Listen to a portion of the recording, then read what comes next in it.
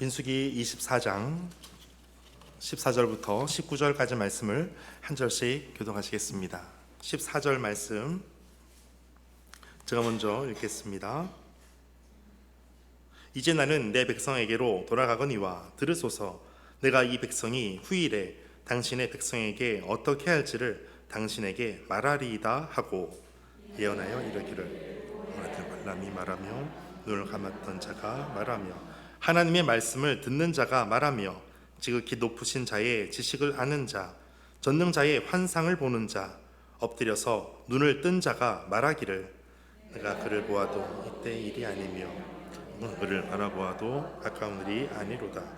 한 별이 야곱에게서 나오며 한 규가 이스라엘에게서 일어나서 모압을 이쪽에서 저쪽까지 쳐서 무찌르고 또 셋의 자식들을 다 멸하리이다.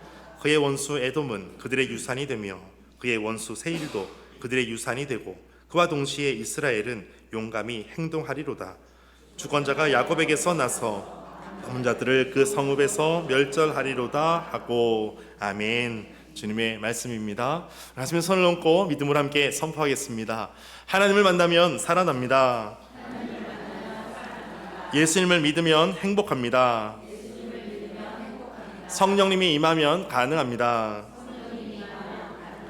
할렐루야. 아멘. 선포하신 대로 되실 줄 믿습니다. 여러분, 역사의 줄기는 두 줄기로 볼 수가 있습니다. 역사는 우리가 생각할 때 동양의 역사, 서양의 역사 다양하게 또 분류할 수도 있겠지만 가장 큰 것을 보게 되면 하나님의 역사가 있고 사람의 역사가 있습니다. 그래서 하나님께서 하시는 일이 있고 우리 사람이 하는 일들이 있습니다. 그래서 하나님 편에서 볼 수 있는 게 있고요, 사람 편에서 볼 수 있는 것이 있습니다. 사람 편이라고 한다는 것은 하나님께서는 하시지만 사람 편에서는 잘 모르고 지나가는 역사들이 있을 수 있다라는 것입니다. 하나님은 누구를 통해서 일하시는가? 하나님은 믿음의 사람을 통해서 일하십니다. 하나님은 어중이 떠중이를 데려서 일하시는 것이 아니고요, 그렇게 못하실 분은 아니지만 믿음의 사람을 세우시고 믿음을 주시고 그 믿음의 사람을 통해서 일하신다라는 겁니다. 저는 오늘 예배하는 모든 분들이 하나님께서 쓰시는 인물 다 되시기를 축복합니다.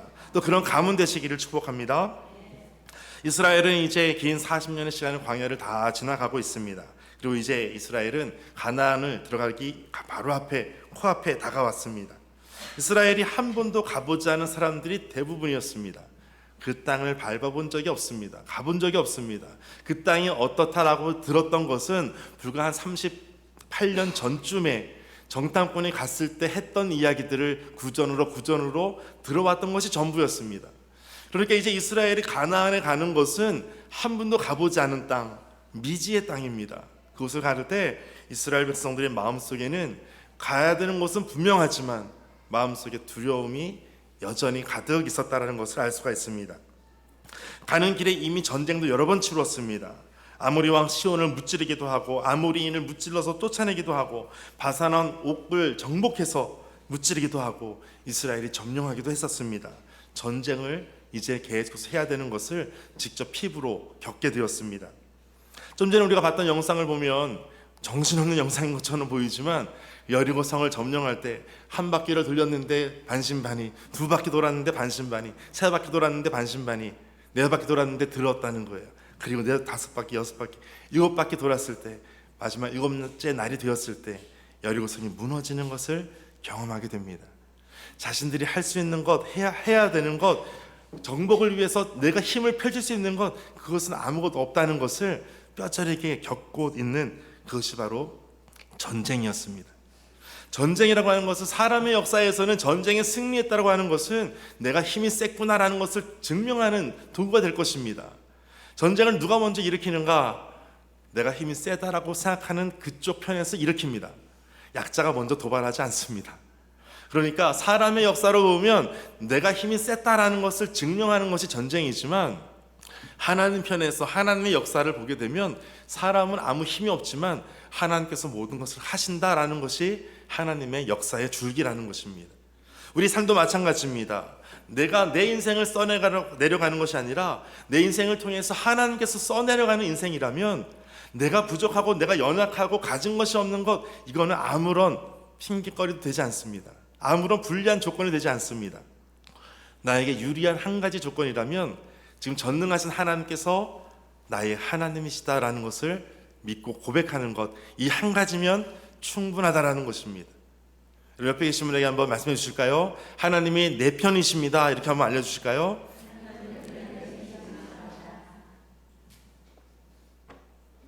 과거에 미국이 남북 전쟁을 할 때에 각각 진영에서 서로 다 하나님 믿는 사람들이잖아요.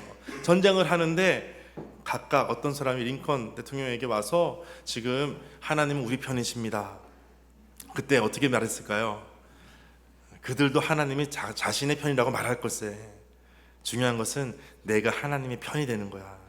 하나님은 늘 우리의 편이세요. 그런데 그 하나님께서 내 편이시라는 것을 내가 믿고 나도 하나님 편에 서는 거예요.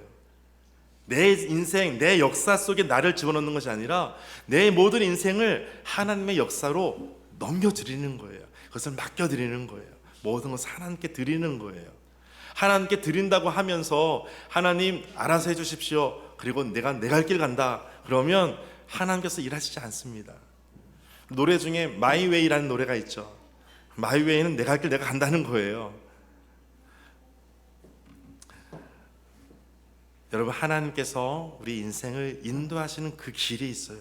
그 길을 내가 겸손히 내 인생을 맡겨드리는 거예요. 그것이 믿음이라는 것입니다. 믿음은 고상하고 다른 것이 아니에요.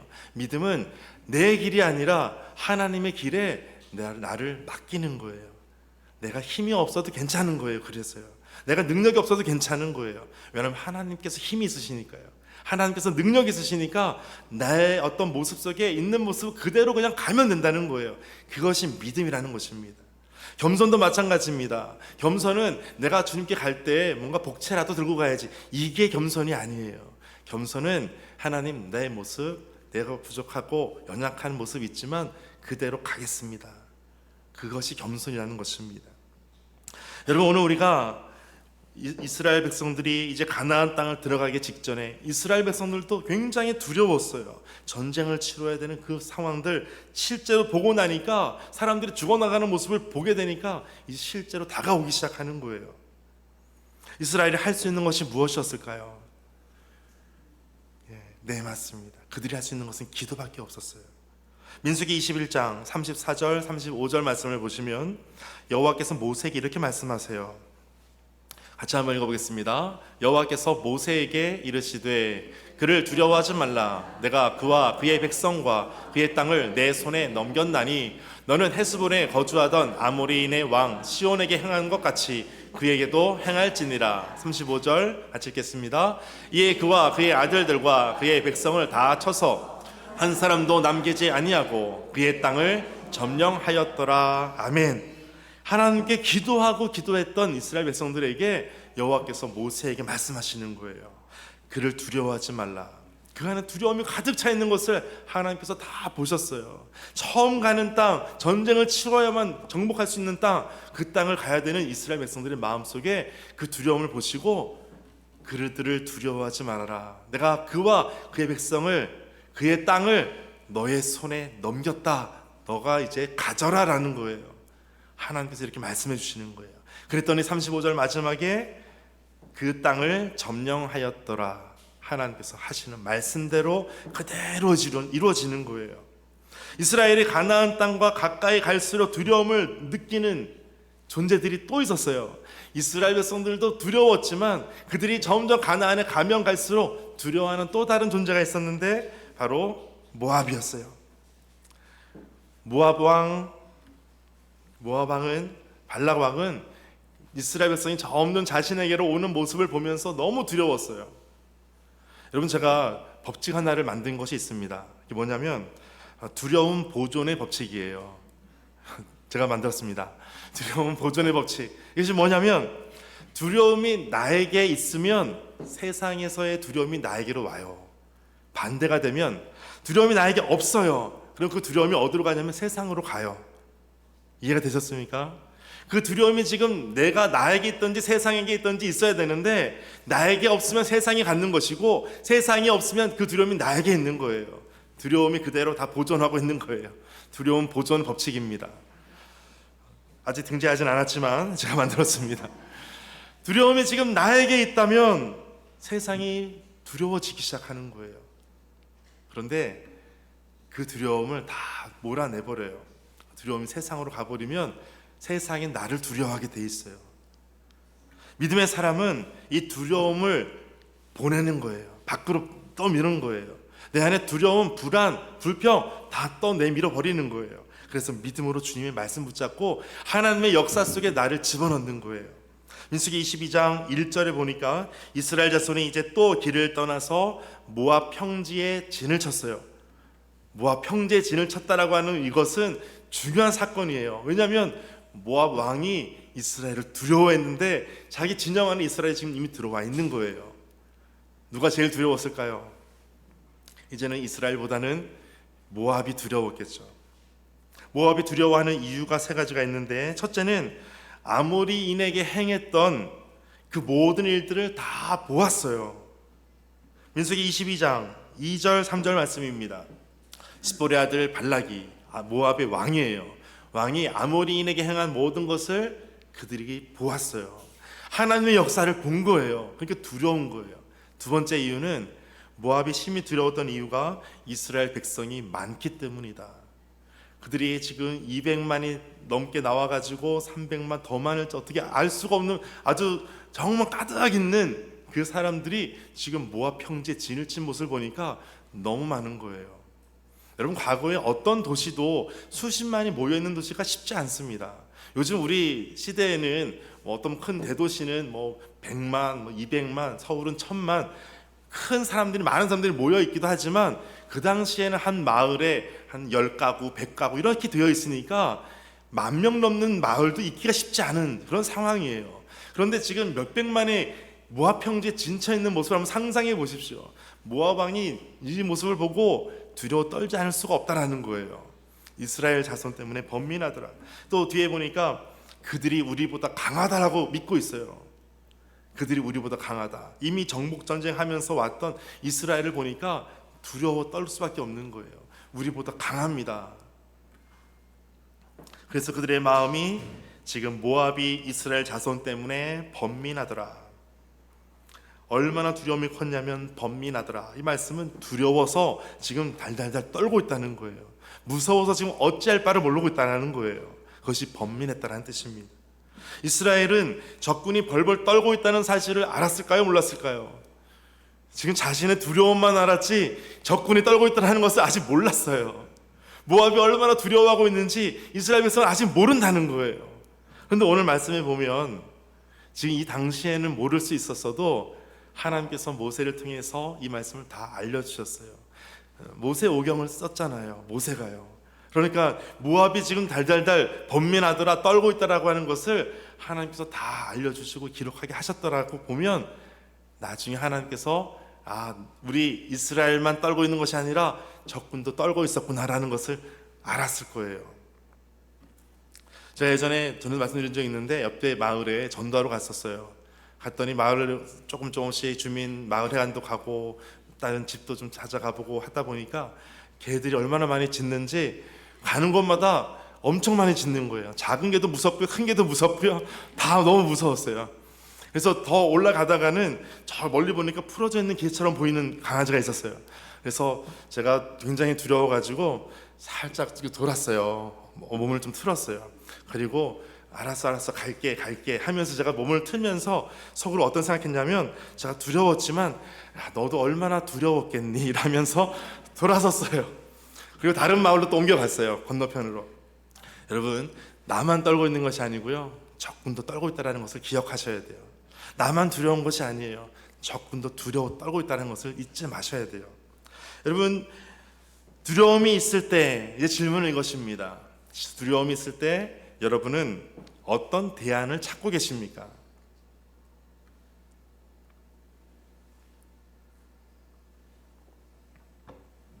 오늘 극심한 공포에 시달렸던 모압 왕 발락 왕은 그가 했던 대처하는 방안은 점술가였던 발람을 데리고 오는 것이었습니다.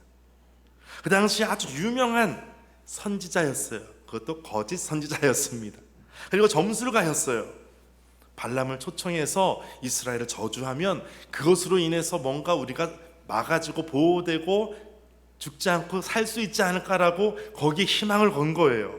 그래서 민수기 22장 6절을 보니까 우리보다 그들이 강하니까 청합니다. 와서 나를 위해서 이 백성 이스라엘을 저주하라. 내가 혹 이렇게라도 한다 그러면 한 가지 희망을 갖는 것이 그들을 쳐서 이겨 이 땅에서 몰아내리라. 이 한 가지 한 가닥 희망을 좀 붙잡고 있었어요. 발락 왕이 처하는 그 대처는 발람을 초청해서 몰아내는 방법밖에 없었어요. 스스로 해결할 수 있는 방법이 없다라고 여겨지는 거예요. 그리고 발람을 초청한 이유가 있었습니다. 그대가 복을 비는 자는 복을 받고 저주하는 자는 저주를 받을 줄을 내가 알미니라. 발람이 어떤 사람인지는 모르겠지만 그가 말하는 그대로 된다라고 하는 어떤 용한 그러한 점수가였다는 거예요. 이방신을 믿는 왕이 아니었어요. 그러니까 이방신을 믿으니까 당연히 그렇게 하더라고 생각할 수 있겠죠. 하나님을 믿지 않는 사람이니까 엉뚱한 거 찾아서 이렇게 할 수도 있다라고 이해가 됩니다. 그런데 제가 한번 통계를 찾아봤어요. 그러나 기독교 사회 문제 연구원이 있는데 거기에서 2023년 11월에 전국의 19세에서 34세 대상으로 우리 기독교인, 개신교 기독교인을 대상으로 1000명의 설문조사를 했어요. 그랬더니 그 중에 명상을 하거나 요가를 힘든 일이 있을 때 찾아간다라고 하는 사람들이 보니까 45.7%나 된다는 거예요. 1000명 중에요. 가봤다는 거예요. 그리고 제일 높았던 것이 명상 요가였는데 두 번째로 높았던 것이 얼마 차이도 안 나요. 0.3% 차이였어요. 45.4%가 점을 보거나 사주를 보거나 타로를 접해본 경험이 있다라고 조사가 됐다라는 거예요. 놀랍지 않으신가요? 1000명 중에 거의 반 가까이가 경험해 봤다라는 거예요.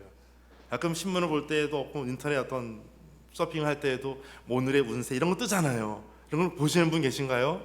그대로 되시던가요? 예, 이때는 답을 안 하시는 게 좋습니다. 2025년 1월 20일 국민일보의 기사에 이런 것이 떴어요.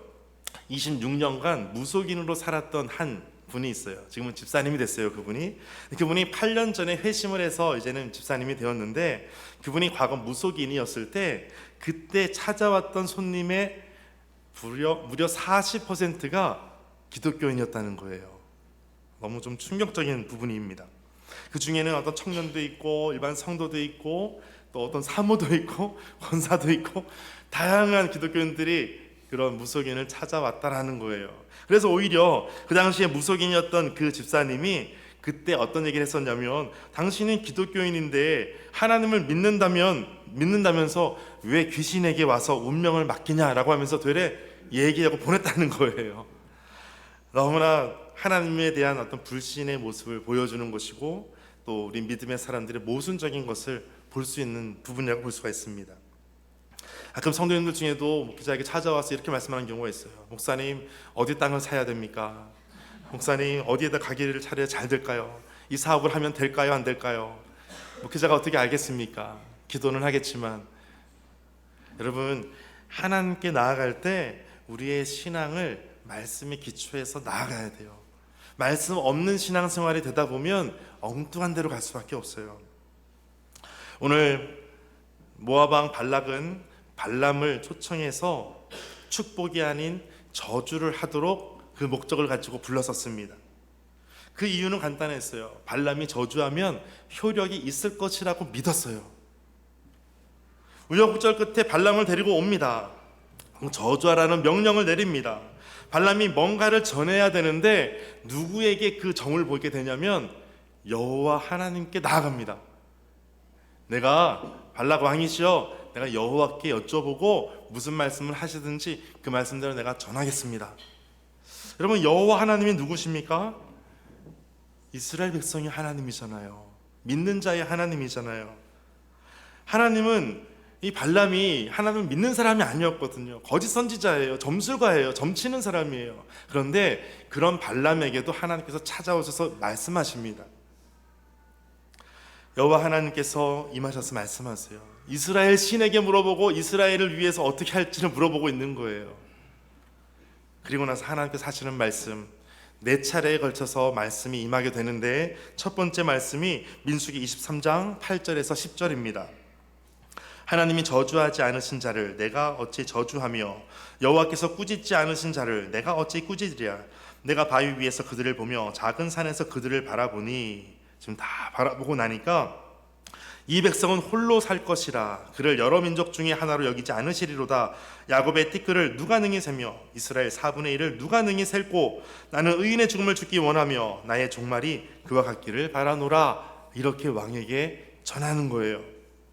광야에서 이스라엘 백성이 한 것을 보면 저주가 임해도 부족하지 않을 정도였을 거예요.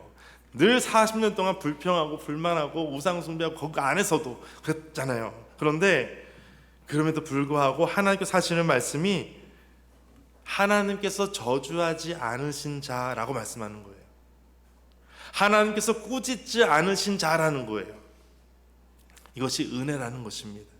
여러분, 내 모습을 볼 때 하나님께서 당연히 나에게 축복하실 만한 모습이 있는지, 근데 그렇지 않다 할지라도 하나님께서 저주하지 않으신다, 하나님께서 꾸짖지 않으신다, 하나님의 은혜를 말씀하는 것입니다. 이스라엘 백성은 어떤 민족인가?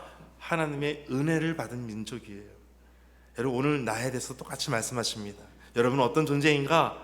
하나님의 은혜를 받은 사람이라는 것입니다. 또 이 백성은 홀로 살 것이라. 홀로 산다, 외롭구나, 굉장히 소외되고 배척되고 그렇게 되는 민족이 아니고요. 그런 의미가 아니라 모든 것보다도 독보적인 위치에 놓여지게 될 것이다 라는 거예요. 독보적인 위치에서 그 높은 곳에서 모든 존귀와 번영을 누리게 될 것임을 이 백성은 홀로 살 것이라 이렇게 말씀하는 것입니다. 그를 여러 민족 중에 하나로 여기지 않는다라고 하는 것은 특별한 민족이 될 것이다, 독특한 민족이 될 것이다 라는 것을 말씀하는 거예요. 그런데 이 모든 말씀이 지금 주체가 누구냐면 하나님께서 그렇게 하신다는 거예요. 오늘 우리에게 동일하게 말씀하십니다. 하나님께서 여러분에게 은혜를 주시고 특별한 만남을 만져주시고 하나님의 특별한 일들이 여러분에게 있게 될 것일 줄 믿습니다. 하나님께서 그렇게 만드신다는 거예요. 야곱의 티끌을 누가 능히 셀까? 야곱의 티끌이라고 하는 것은 이스라엘 백성들의 그 수가 셀 수 없을 만큼 많다라는 거예요. 이스라엘 4분의 1을 누가 능히 셀 수 있을까? 성막 중심으로 동서남북으로 움직여 있는 진영이 있어요. 근데 그 4분의 1조차도 능히 셀 수 없을 만큼의 크다라는 거예요. 능히 셀며 능히 셀 수 없고 셀 수 없을 만큼 하나님께서 하신다라는 거예요. 여러분, 하나님의 일들은 우리가 감히 상상할 수가 없습니다. 셀 수가 없습니다. 왜 이런 일이 일어나는지 내가 지금 이해를 못할 뿐이지 하나님 편에서는 하나님의 역사 속에 모든 것이 지금 진행되고 있는 거예요. 내 인생을 살다 보니까 힘든 일도 생기고요, 사기도 당하고요, 어려움도 생기고요, 사람에게 배신도 당하고요, 여러 가지 원치 않은 사고도 막 생기고 그런 일이 발생해요. 그런데 하나님의 역사를 보니까 내가 모르는 역사가 있는 거예요. 내 인생의 길만 가다가 하나님의 역사로 나를 던져버리는 순간 새로운 길이 보여지기 시작하는 거예요. 그것이 바로 하나님의 일입니다. 두 번째 또 예언이 임해요. 23장 19절에 보니까 발람에게 임했던 하나님의 말씀이, 하나님은 사람이 아니시니, 우리 말씀 같이 읽어보겠습니다. 시작. 하나님은 사람이 아니시니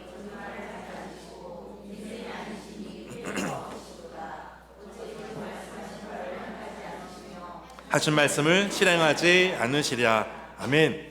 하나님은 사람이 아니시다. 그러니까 하나님은 누구시라고요? 하나님은 하나님이시다. 그러니까 거짓말하지 않으시는 분이시고 후회하지 않을 만큼의 그대로 다 행하시는 분이시다. 하신 말씀, 또 하셨던 그 모든 말씀을 그대로 다 행하시는 분이 바로 여호와 하나님이시다.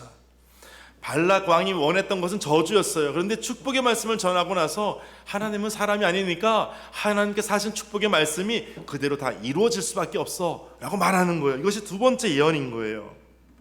축복을 한 발람이 변명합니다. 발락 왕이 왜 계속 축복을 하느냐, 왜 저주하지 않고 축복하느냐 그랬더니 24장 12절에 발람이 말합니다. 내가 그 하나님께서 하시는 말씀대로 전한다고 하지 않았습니까? 변명하기 시작하는 거예요. 이 변명할 수밖에 없죠. 그리고 이제 세 번째 예언이 바로 9절 말씀입니다. 9절 같이 읽겠습니다. 시작. 끌어안고 누움이 수사자와 같고 암사자와도 같으니 일으킬 자 누구이랴. 너를 축복하는 자마다 복을 받을 것이요 너를 저주하는 자마다 저주를 받을지로다. 아멘. 너를 축복하는 자마다 복을 받을 것이고 너를 저주하는 자마다 저주를 받을 것이다. 이스라엘 백성에 대한 하나님의 이 복을 말씀해 주세요. 여러분, 이 복의 말씀을 여러분 한번 기억이 나시는 적이 있으신가요? 과거에 창세기 때 누구에게 이 말씀을 똑같이 주셨거든요. 바로 아브라함이었어요. 아브라함아, 내가 너는 본토 친척집을 떠나라. 내가 지시한 땅으로 가라. 너를 복되게 하는 사람이 내가 복을 줄 거야. 너를 저주하는 자에게 내가 저주할 거야. 아브라함에게 하셨던 그 복이 지금 출애굽하고 광야를 지나서 가나안 땅에 들어가는 이스라엘 백성들에게 그대로 다시 한번 또 말씀해 주시는 거예요. 너무 놀라운 일인 거죠. 오늘 본문 발람의 네 번째 마지막 예언은 그 예언하기에 앞서 자신이 경험한 것을 먼저 이야기를 합니다. 민수기 24장 15절 16절 보시면 예언하여 이르기를 부올의 아들 발람이 말하며, 이제 특징인 5가지를 소개합니다. 자신에 대해서 눈을 감았던 자가 말하며, 자신은 지금 눈을 감았던 자였습니다. 두 번째는 하나님의 말씀을 듣는 자가 지금 말하고 있습니다. 세 번째는 높으신 하나님의 그 지식을 아는 자가 되었습니다. 지금 내가 전능자의 환상을 보는 자가 되었습니다. 엎드려서 눈을 뜬 자가 되었습니다. 그러한 내가 이제 발락 왕에게 예언하여 말하겠습니다. 여기서 예언한다, 또 혹은 그 예언했던 그 단어를 히브리어로 보니까 단어가 마샬이라는 단어를 써요. 여러분 들어보셨죠? 마샬, 음향기기 업체 들어보셨죠? 근데 그 마샬 그 제품의 그 창시자가 짐 마샬이에요. 그래서 자신의 이름을 따서 마샬이라고 지었는데, 영어 단어로 마샬을 검색하면 뜻이 없어요. 안 나와요. 그런데 히브리어로 마샬이라는 단어가 바로 이 예언이라는 뜻이에요. 또 다른 의미가 노래라는 뜻이 있습니다. 발람이 노래를 지어서 이렇게 발락 왕에게 말하는 거예요. 이스라엘을 지금 찬양하면서 얘기하는 거예요. 그를 지금 높이면서 얘기하는 거예요. 지금 내 자신을 보니까 마지막 네 번째 예언을 하기에 앞서서 나는 지금 눈을 감았던 자였습니다. 22장 32절에 보니까 과거에 여호와께서 발람의 눈을 밝히시매라고 되어 있어요. 여호와께서 발람의 눈을 밝히셨다. 하나님께서 밝혀 보여주셨다는 것을 이미 처음부터 시작이 됐던 거예요. 그리고 이제 네 번째 예언을 하는 그 자신을 보니까 내가 눈을 감았던 자였고, 내가 말씀을 듣는 자가 되었고, 내가 하나님의 지식을 아는 자가 되었고, 환상을 보게 되었고, 엎드려서 눈을 뜨게 되었다.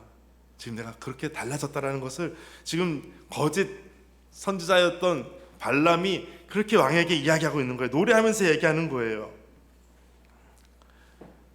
여러분, 하나님께서 우리를 향하신 뜻이 무엇입니까? 내가 어떤 실수, 잘못이 있어도 그때마다 성령이 떠나시는 것이 아니에요. 근신하시는 거예요. 예레미야 29장 11절 말씀 같이 읽겠습니다. 시작. 여호와의 말씀이니라. 너희를 향한 나의 생각을 내가 아나니 평안이요 재앙이 아니니라. 너희에게 미래와 희망을 주는 것이니라. 아멘. 하나님의 평안, 하나님의 미래, 그리고 희망을 주는 것. 여러분, 복도 기존에 경험했던 과거의 복이 중요할까요? 미래의 복이 중요할까요? 과거의 왕년에 이랬는데 이것도 좋지만 더 중요한 것은 미래의 복이에요. 하나님께서 장차 이렇게 해주실 것이다. 장차 하나님께서 천국을 경험하게 하실 것이다. 장차 희망으로 가득하게 하실 것이다. 앞에 있는 복을 말씀하는 거예요. 하나님께서 왜 이스라엘을 축복하시는가? 그 이유가 이제 뒤에 민수기 24장 17절부터 19절에 있는데, 내가 그를 보아도 이때의 일이 아니며 내가 그를 바라보아도 가까운 일이 아니로다. 이 말씀은 장차 오실 어떤 분이 있다라는 거예요. 그리고 한 별이 야곱에게서 나오고 한 규가 이스라엘에게서 나올 것이다.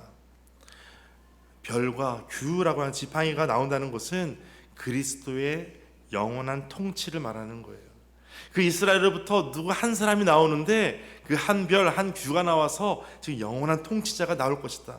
그 이스라엘 백성 민족 중에서 후손 중에 누군가 나올 것이다. 그리고 뒤에 모압을 이쪽에서 저쪽으로 쳐서 무찌르고 셋의 자식들을 다 멸하리로다. 승리를 얻게 되시는 분이 있다라는 거예요. 또 뒤에 그의 원수 에돔은 그들의 유산이며 그의 원수 세일도 그들의 유산이 되고 지금 더욱 강력한 민족이 될 것이다. 모든 유산을 다 가지게 되는 그런 강력한 민족이 될 것이다. 또 마지막 19절 보시면 주권자가 야곱에게서 나서 남은 자들을 그 성읍에서 멸절하리로다. 승리와 통치를 보장해 주신다라는 거예요. 어떤 누군가가 나타나서 지금 이와 같은 일들이 장차 일어나게 될 것이다. 그분이 바로 메시아 그리스도라는 거예요. 가나안에 들어가기 전에 이스라엘 백성들을 향해서 지금 그 민족 후손들 중에서 메시아가 올 것이다 라는 것을 가나안 들어가기 전에 이미 말씀하고 계시는 거예요. 메시아 예언을 말씀하는 거예요. 동방박사들이 왔어요. 마태복음 2장 2절에 보니까 유대인의 왕으로 나신 이가 어디 계십니까? 우리가 동방에서 그의 별을 보고 그에게 경배하러 왔습니다. 한 별이 나타나서 그대로 예언이 이루어지는 거예요. 결론적으로 메시아에 오신다는 것은 하나님의 구원이 임한다는 거예요. 믿는 자의 구원과 그 뒤에 이어지는 이제 열방의 심판이 말씀하고 있어요. 예수님께서 오셔서 모든 열방을 다 심판하신다는 거예요. 발람을 통해서 하나님께서 하시려고 하는 말씀이 바로 이스라엘에게 들려주는 거예요. 발람과 메시아 사이에 있는 이스라엘의 모습은 어떻습니까? 민수기 24장 18절에 그의 원수 에돔은 그들의 유산이 되며 그의 원수 세일도 그들의 유산이 되고, 빨간 글씨 같이 읽겠습니다. 시작. 그와 동시에 이스라엘은 아멘.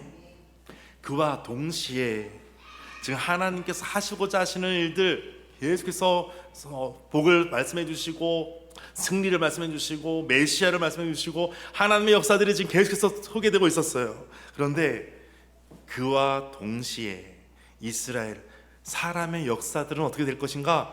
이스라엘은 용감히 행동하리로다.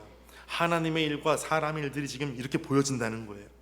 한 별이 나오고 한 규가 나오고 주권자가 나오고 메시아의 역할이었어요. 그런데 이스라엘의 대적자들을 심판하시는 그 메시아, 그 뒤에 오늘 본문에 이어서 나눈 말씀은 아말렉을 정복하고 겐족 속을 정복하고 아수르를 정복하고 기띔을 심판할 것이고 하나님의 심판이 계속해서 말씀하고 있어요. 하나님의 구원도 말씀하시고 심판도 같이 말씀하세요. 그런데 사람에 대해서 그와 동시에 이스라엘은 용감하게 행동할 것이다. 하나님께서 하신 일들이 있고 오늘 우리의 길들을 이렇게 말씀해 주시고 계세요. 시편 23편 4절에 보니까 주께서 나를 안위하시나이다. 이 말씀이 보이기 시작하는 거예요. 주께서 나를 안위하십니다. 나를 평안케 하십니다. 그러면 이스라엘은 어떤가? 그와 동시에 이스라엘은 용감히 행동하리로다. 여러분, 하나님께서 일하십니다. 여러분, 모압에서 이와 같은 발람과 발락 사이에서 이와 같은 대화 내용들 이스라엘 백성이 다 그 당시에 바로 듣지 못했어요. 근데 하나님께서 하시는 일이었어요. 이스라엘은 알지 못하는 거 상관없어요. 하나님께서 하시는 일들이 있는 거예요. 그리고 이스라엘은 용감히 행동할 것이다 말씀하시는 거예요. 이것이 하나님의 일이었어요. 열왕기하 19장에도 보면 하나님의 열심히 이것을 이룰 것이다. 이사야 37장 32절에도 하나님의 열심히 일을 이룰 것이다. 이사야 9장 7절에 보니까 그의 나라가 무궁하고 그가 군림할 것이고 굳세게 하실 것이고 보존하실 것이고 이 모든 것이 하나님의 열심히 일을 이룰 것이다 라고 말씀하세요. 여러분, 그러므로 우리가 담대할 수 있는 이유가 있는 거예요. 하나님께서 하신다라는 거예요. 하나님께서 내 인생을 인도해 가신다, 붙잡아 주신다. 여러분, 담대하게 오늘 나아가게 되시기를 주의 이름으로 축복합니다. 오늘 말씀 가지고 함께 기도하겠습니다. 오늘 우리에게 하시는 말씀이 있습니다. 하나님께서 내가 내 일을 할 거야, 그러니 너는 용감히 행동하면 돼 라고 말씀하십니다. 하나님, 그와 동시에 이스라엘은 용감히 행동하리로다. 하나님의 역사가, 하나님의 열심이 오늘 우리 가운데 임하게 하여 주옵소서. 다시 한번 하나님께서 하시는 그 위로와 능력과 승리가 우리 가운데 나타나게 하여 주옵소서. 함께 기도하겠습니다.